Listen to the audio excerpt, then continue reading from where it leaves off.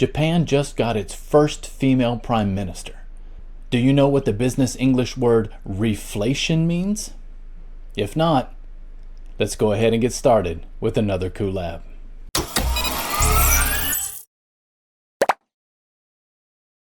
Hello and welcome to another KuLAB. My name is Ku. This is our laboratory for learning. Thank you for joining us for another business news breakdown. Today will be a little bit different because we're going to be talking about a business English concept, the concept of reflation.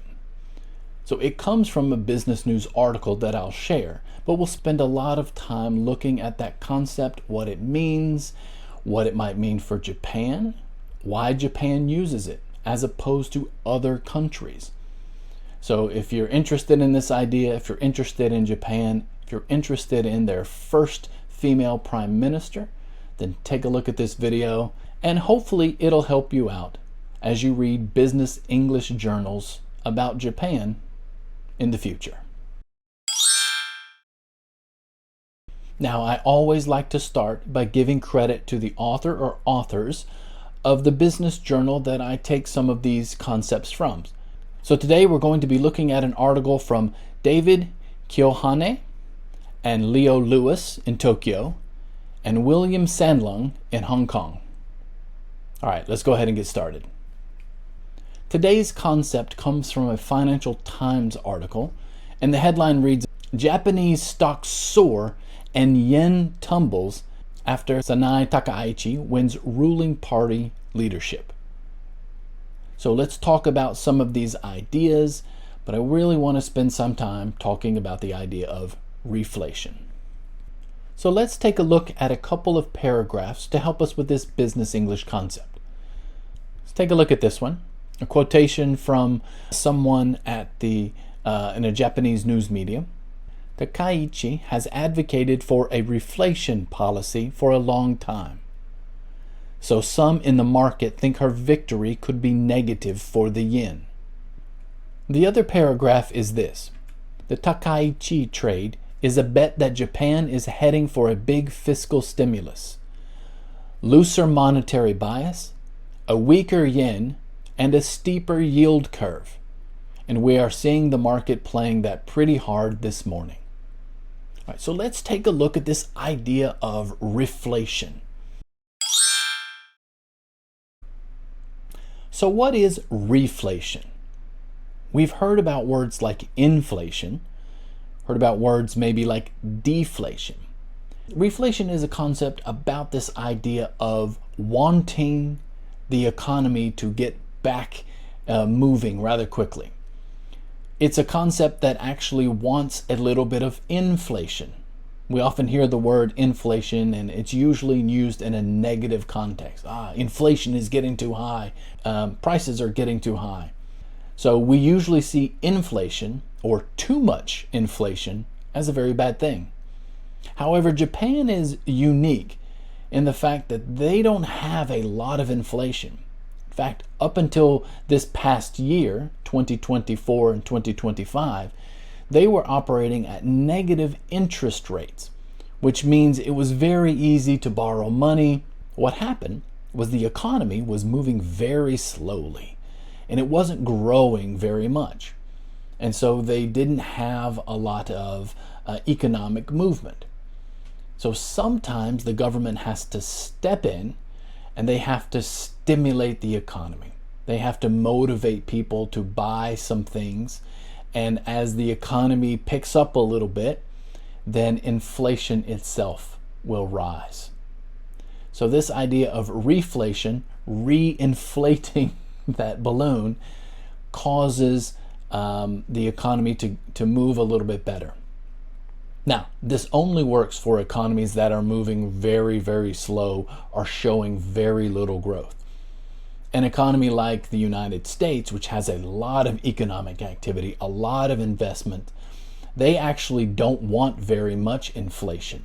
They try to keep inflation down a little bit because it gets out of hand. Prices will get too high. But in places like Japan, where there's a very slow moving economy, it doesn't move as quickly as the United States or Europe. They have to stimulate the economy often. And that's the idea of reflation. Adding a little bit of stimulus to the economy to get things moving again. And of course, you will see things like inflation. Reflation typically occurs after a recession or a period of slow growth, when the economy's demand is weak.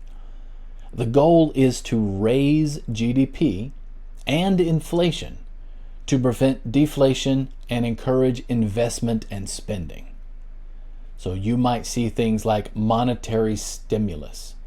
So what this means is they want to stimulate money. Monetary means money. Stimulus means to add incentive, to make it go bigger, to stimulate, which means makes excited or makes something happen. Quantitative easing. This is where the government buys a lot of its own bonds and they inject money into the economy.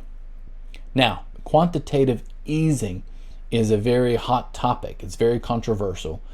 What it does is it makes your own money worth less. So the yen will actually go down in terms of value compared to other currencies of the world. You might see things like the weak yen.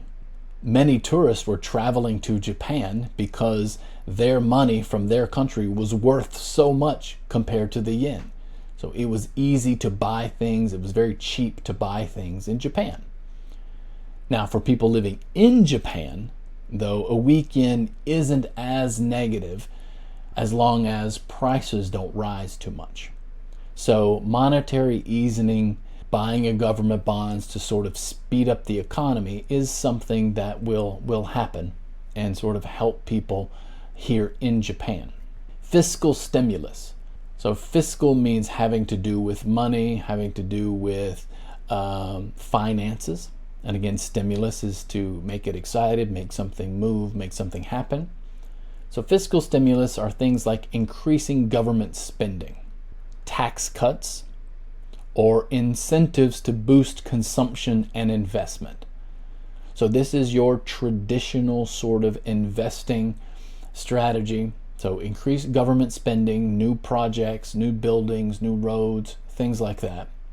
Tax cuts for businesses so that they can hopefully use that extra money to hire new people, to expand businesses. And incentives to boost consumption. Schemes, projects to incentivize people in Japan to buy more things, to consume more things. Inflation is one of those weird things. Every country needs about 1 to 2 to 2.5% inflation year over year. That means your economy is moving. That means things are working the way that it should be. People are buying. The growth of the economy is good. If inflation is below that, it actually means your economy is moving very slow. Not many things are happening. It's very stagnant. So to stimulate the economy, sometimes you need to get that interest rate up. And this is the idea behind reflation. So doing some things to jumpstart your economy, make it grow a little bit faster. Now, when you do that, things like inflation will happen. But in cases like Japan, inflation is so low they actually need a little bit of inflation so that the economy can grow, so businesses can grow, so they can see more profitability.